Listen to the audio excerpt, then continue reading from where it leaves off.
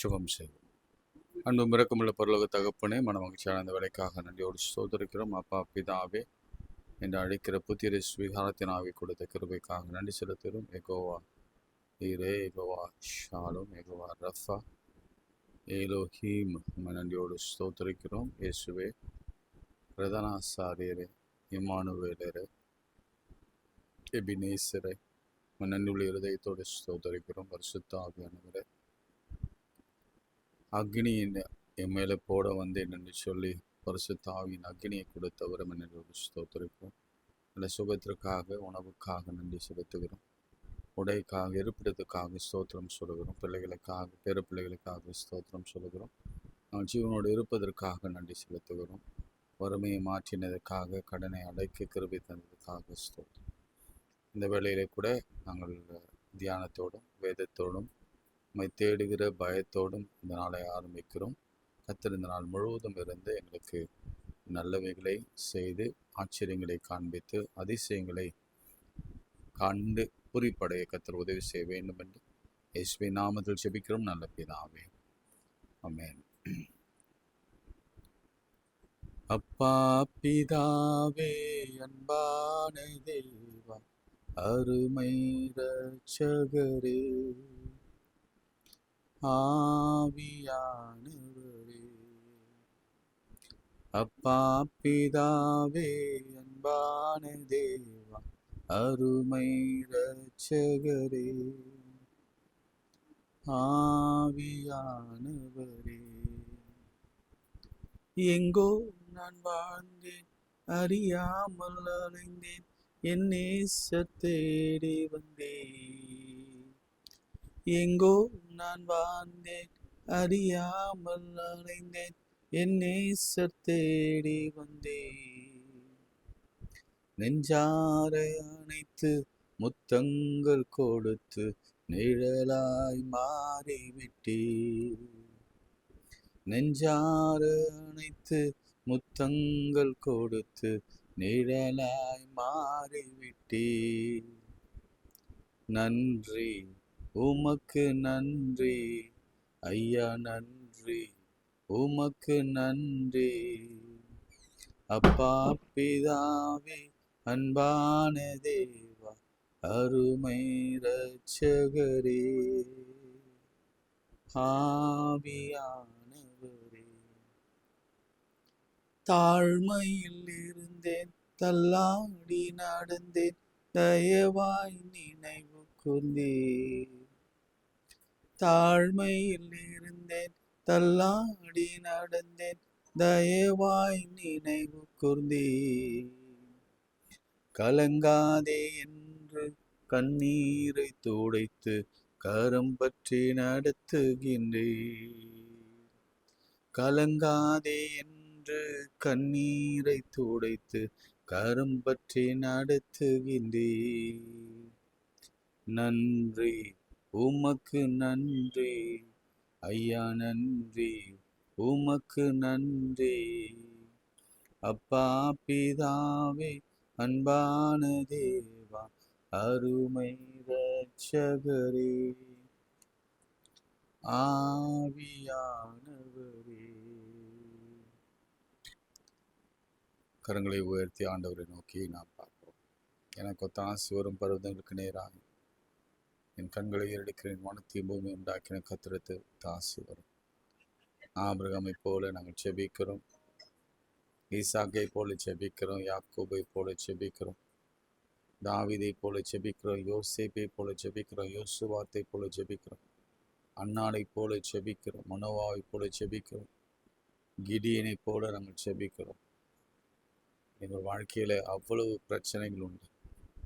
புதிய ஏற்பாட்டிலே தாவீதின் குமாரன் எனக்கு இறங்கும், உன்னதமான தேவனுடைய குமாரனை எனக்கு இறங்கும், நசரேயனாக இயேசு கிறிஸ்துவே எங்களுக்கு இறங்கும், இயேசுவே எங்களுக்கு இறங்கும் என்று சொல்லி நம்மை நோக்கி நாங்கள் பார்க்கிறோம். நான் சொன்ன பேர்கள் எல்லாவற்றிலும் கர்த்தர் அற்புதங்களை செய்திருக்கிறார். ஆபிரகாமுக்கு அற்புதம், ஈசாக்கு அற்புதம், யாக்கோபுக்கு அற்புதங்களை செய்திருக்கிற 2 பரிவாரங்களோடு கூட அவனை அழைத்து வந்திருக்கிறேன்.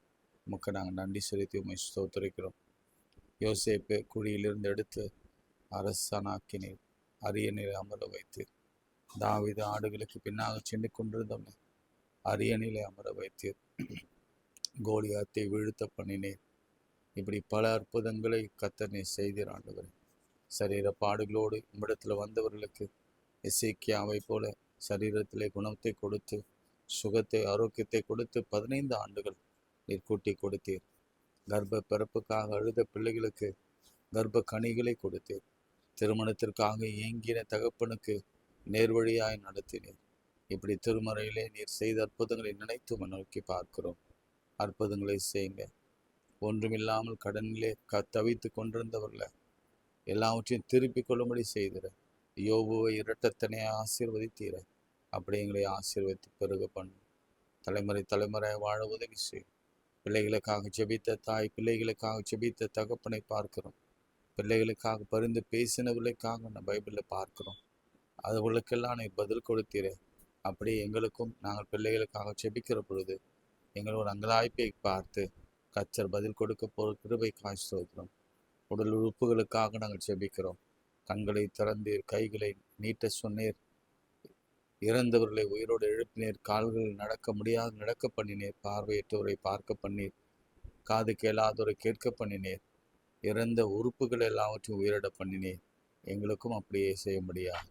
இயேசுவின் நாமத்தில் கேட்கிறோம் நல்ல பிதாவே, ஆமென். பிரியமானவர்களே, ஆண்டவருடைய அற்புதங்களை குறித்தும் ஆண்டவருடைய நாமங்களை குறித்தும் நாம் பார்த்து கொண்டிருக்கிறோம். இன்று யோவான் 21ஆம் அதிகாரத்திலே ஒரு காரியத்தை உங்களுக்காக நான் வாசிக்கிறேன். 1ஆம் வசனத்திலிருந்து. இவைகளை பின்பு இயேசு திபேரியா கரையிலே மறுபடியும் சீஷருக்கு தம்மை வெளிப்படுத்தினார்.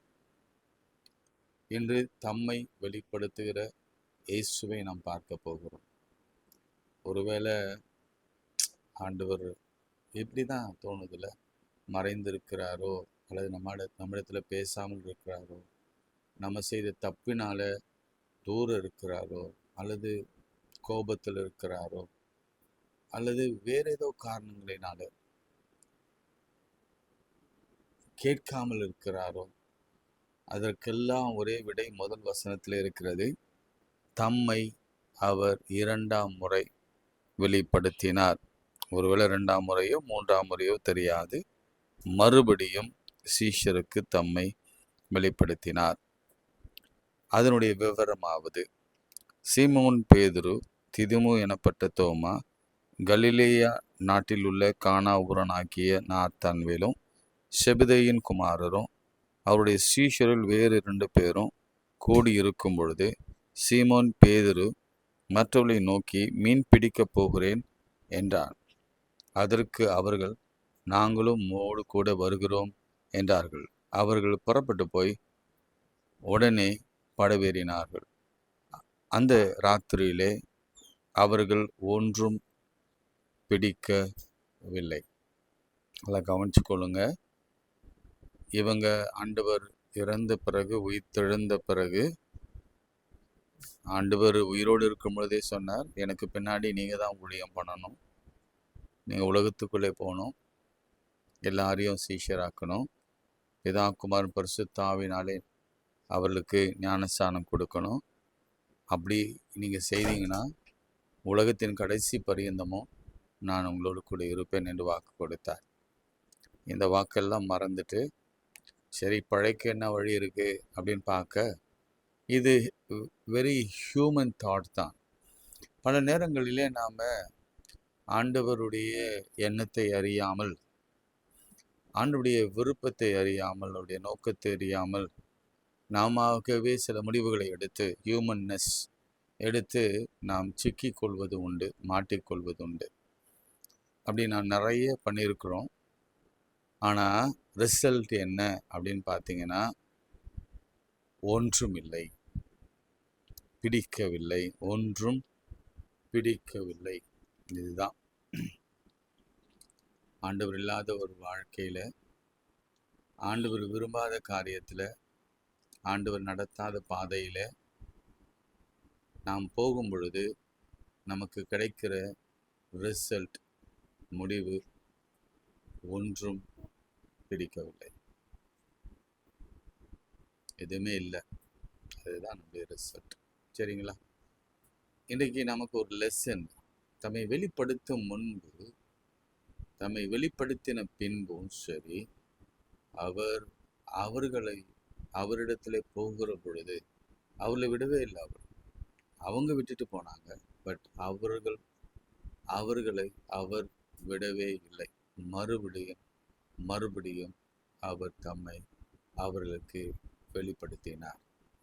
எனவே நான் கலங்க வேண்டிய அவசியமே இல்லை.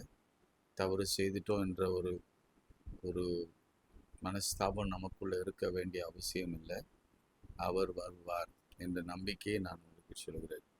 விடிய காலமான போது, நான் எப்பவுமே இந்த வார்த்தை எனக்கு ரொம்ப பிடிக்கும். இந்த விடிய காலம் என்ற வார்த்தை எனக்கு ரொம்ப பிடிக்கும். இரவிலே அழுவி, விடிய காலத்திலே களிப்பு. 90ஆம் சங்கீதம். விடிய கால வெளுப்பை போல உன் சுக வாழ்வு சீக்கிரத்திலே தொழுக்கும். இதெல்லாம் யாரை பார்த்து ஆண்டவர் பேசி கொண்டிருக்கிற எனக்கு தெரியாது. ஆவியானவர் என்று தெளிவாக என்னோடு கூட உங்களுக்காக பேசுகிறார். விடிய கால விழுப்பு போல உன் சுக வாழ்வு துடிக்கும்.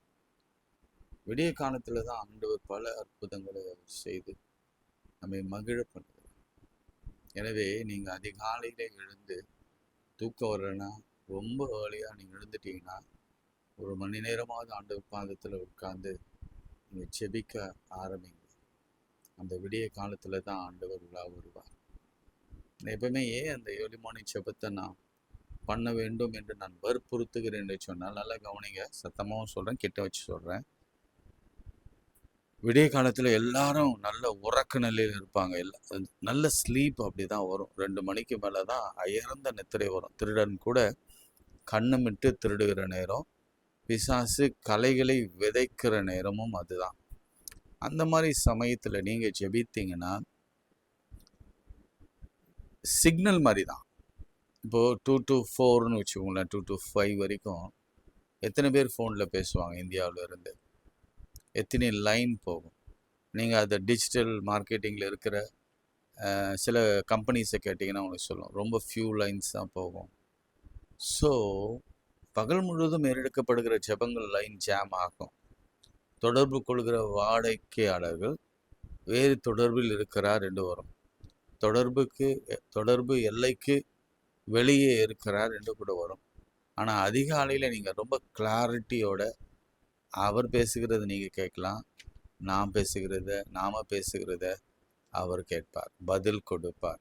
அதனால தான் அதிகாலையில் எழுந்து ரொம்ப தீவிரமாக உங்களுக்கு ஏதாவது பதில் வேணும்னா, தீவிரம்னா ஸ்பீடாக சீக்கிரத்தில் வேணும்னா அதிகாலை எழுந்து பைபிளை திறந்து ஒரு டைரியை வச்சுட்டு உட்காருங்க.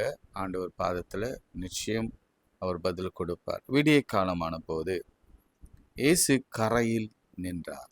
ஆமென் சொல்லுங்க. கரையில் நின்றார். இரவு முழுவதும் அவங்க ஒன்றும் பிடிக்கல, நடுக்கடலில் இருக்கிறாங்க. அவங்க இப்போ கரையை நோக்கி வெறுமையாக தான் வராங்க. நம்முடைய வாழ்க்கை கூட அப்படி தான், வெறுமையோடு கூட நாம் திரும்பி வருகிறோம். வரும் பொழுது நம்மை சந்திக்க வரவேற்க எதிர்பார்த்து கரையில் ஒரு ஜீவன் உண்டுன்னா, இந்த உலகத்திலேயே சொல்கிறேன், இந்த யூனிவர்ஸிலேயே இயேசு தவிர அப்பா இல்லை, அம்மா இல்லை. இந்த காலத்தில் நீங்கள் யாரையும் நம்பாதீங்க. அப்பா இல்லை, அம்மா இல்லை, கணவனை நம்பாதீங்க, மனைவியை நம்பாதீங்க, பிள்ளைகளை நம்பாதீங்க, பேர பிள்ளைகளை நம்பாதீங்க. ஒருவர் தான் கரையில் நிற்பார். அவர் தான் ஆண்டவராகிய இயேசு கிறிஸ்து. எல்லாரும் மனுஷங்க தானே, ஏதோ ஒரு கண்டிஷனில் மாற வாய்ப்பு இருக்குது.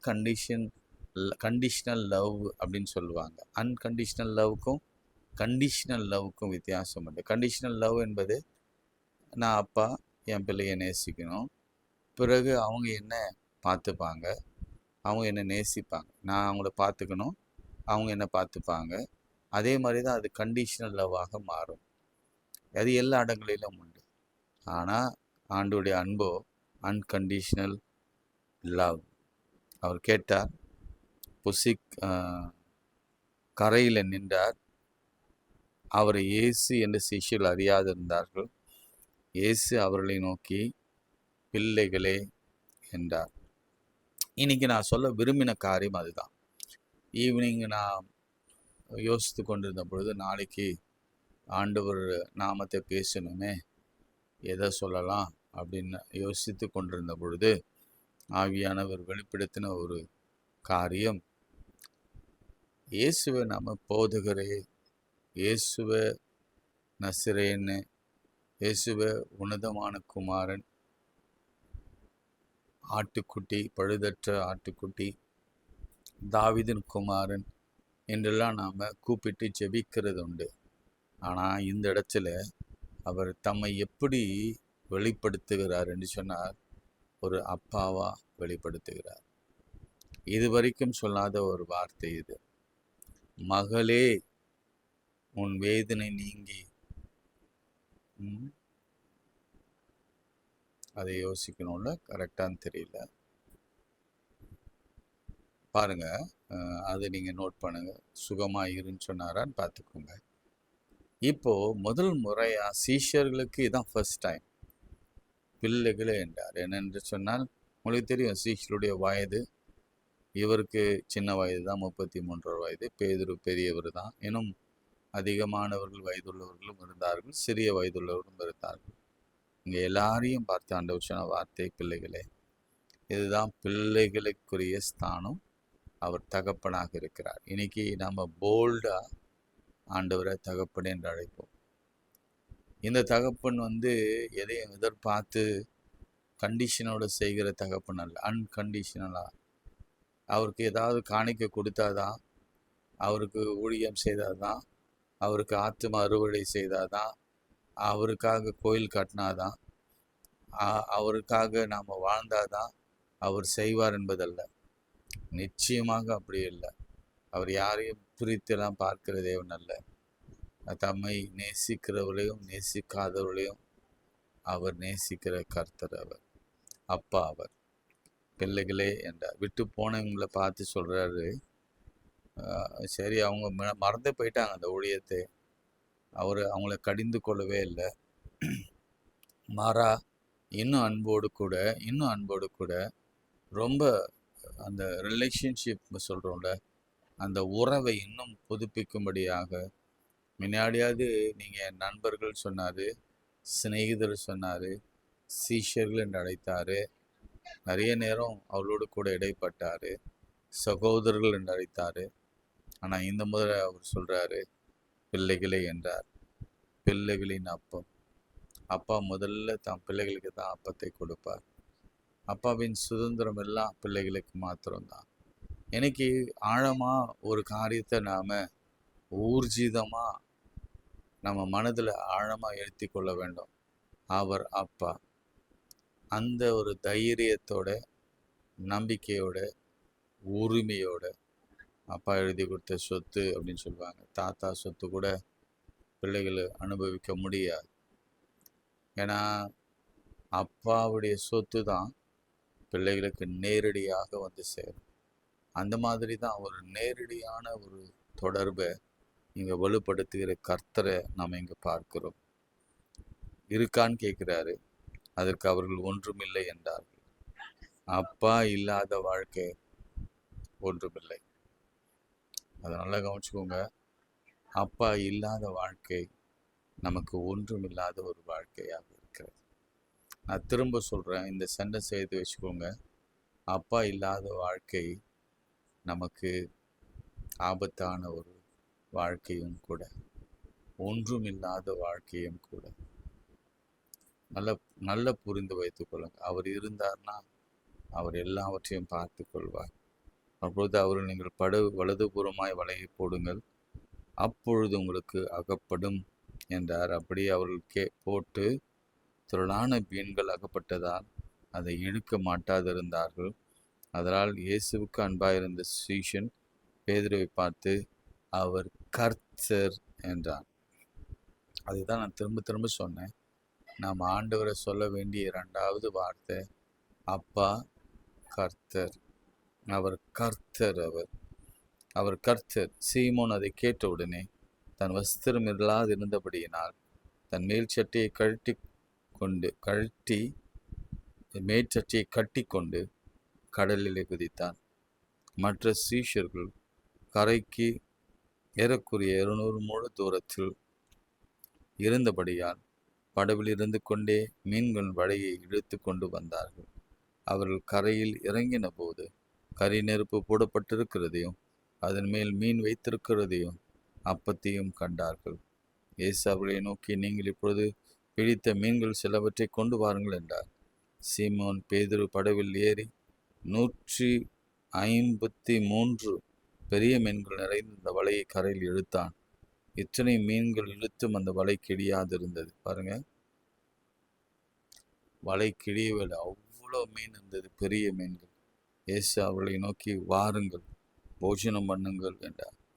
அவர் கர்த்தர் என்று சீஷர்கள் அறிந்தபடியால் அவர்கள் ஒருவனும் நீர் யார் என்று கேட்க துணியவில்லை. அப்பொழுது இயேசு வந்து அப்பத்தையும் மீனையும் எடுத்து அவர்களுக்கு கொடுத்தார். இது 3வது தரிசனம். இதை பற்றி நிறைய பேசியிருக்கேன். அவங்களுக்கு மீன் கிடைக்கல கடலில். ஆனால் ஆண்டவருக்கு வானத்திலிருந்து மீன்களை கொண்டு வந்து அவர்களுக்காக, தாம் பிள்ளைகளுக்காக சமைத்து அவர் வைத்திருந்தார். மாத்திரமல்ல, நீங்கள் கொண்டு வந்ததையும் கொண்டு வந்து கொடுங்க அப்படின்னார். இதனுடைய அர்த்தம் என்னன்னா உங்களுக்கு நல்லா புரியும். நீங்களும் போய் வலைகளை போட்டு மீன்களை கொண்டு வர வேண்டும். நானும் வானத்தில் இருந்து அற்புதங்களை பெற்று உங்களுக்கு கொடு, 2 பேரும் சேர்ந்து இந்த ஊழியத்தை செய்ய வேண்டும் என்பது தான் அதனுடைய அர்த்தம். இது வெறும் டேபிள் மாத்திரமல்ல, எனக்கு ஒரு பந்தியை ஆயத்தப்படுத்தி நல்லா சாப்பிட கொடுக்கிறார் என்பது மாத்திரம் அர்த்தம் அல்ல. அந்த அதிசயமும் அந்த ஊழியமும் சேர்ந்து நிறைவேற்ற வேண்டும் என்பது தான் ஆண்டவருடைய விருப்பமாக இருந்தது. இன்றைக்கு நாம் எதற்கும் கவலைப்படாமல், எனக்கு ஒரு தகப்பன் இருக்கிறார், யார் கைவிட்டாலும் அந்த தகப்பன் கைவிட மாட்டார்.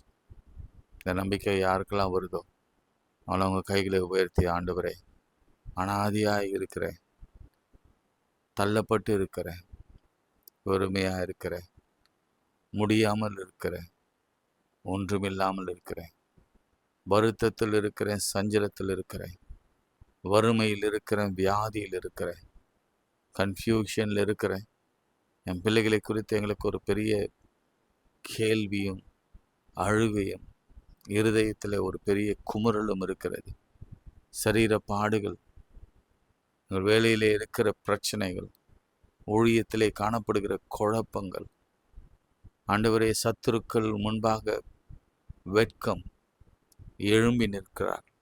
நேற்றைய சொன்னது போல பிசாசு விழுங்கலாமோ என்று காத்திருக்கிறான். அப்படி இருக்கிற சூழ்நிலையில் எங்களுக்கு ஒரு தகப்பன் உண்டு.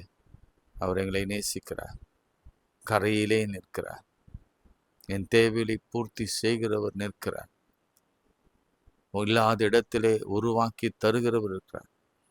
இதற்கு முன்பு அவர்கள் இரவெல்லாம் கஷ்டப்பட்டோம், ஒரு மீன் கூட அக்கப்படவில்லை.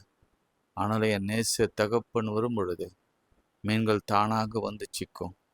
153 பெரிய மீன்கள் அவன் வலைகள் கிழிந்து போகாதபடி, படகு அமுந்திராதபடிக்கு கரை வந்து சேர்ந்தது. ஆண்டவரே, நீர் அப்படி ஒரு அற்புதங்களை என் வாழ்விலே, எங்கள் வாழ்விலே செய்து, எங்கள் குடும்பத்தில் இருக்கிற பெற்றோர்கள், கணவன், மனைவி, பிள்ளைகள், பேரப்பிள்ளைகள், எங்கள் சரீர குறைபாடுகள், பொருளாதார குறைபாடுகள், வறுமை, கடன், பிள்ளை இல்லாத மற்றவர்களுக்கு பிள்ளைகளே என்று அழைக்கிற கிருபை, திருமணமாகாதவர்களுக்கு ஒரு ஆசீர்வாதம், எல்லாவற்றையும் கொடுத்து நீர் ஆசீர்வதிக்க வேண்டும் என்று நான் ஜெபிக்கிறேன். இந்த ஊழியத்தை நீர் நடத்துகிறீர், நீர் தாங்குகிறீர், நீர் ஏந்துகிறீர், நீரே இதற்காக கொடுக்கிறீர். உமக்கு நான் நன்றி செலுத்துகிறோம். கொடுத்த அனைத்து பிள்ளைகளையும் ஆசீர்வதி. இதை இன்னும் அதிகமாய் எடுத்து சொல்கிற கிருபையை, ஞானத்தை, அறிவை, பொருளாதார தேவையை நீர் சந்தித்து இந்த உபகரணங்களை வாங்குகிற போதுமான கிருபைகளை பரலோகத்திலிருந்து நிதி உதவியாக கொடுத்து ஆசீர்வதிக்க வேண்டும் என்று இயேசுவின் நாமத்தில் ஜெபிக்கிறோம் நல்ல பிதாவே, ஆமேன். நமது ஆண்டவராகிய இயேசு கிறிஸ்துவின் கிருபை, பிதாவாகிய தேவனுடைய அன்பு, பரிசுத்தாவின் ஐக்கியம் நம் அனைவரோடும் மீண்டும் சதாக்கள் நிலைத்திருப்பதாக. ஆமேன். God bless you.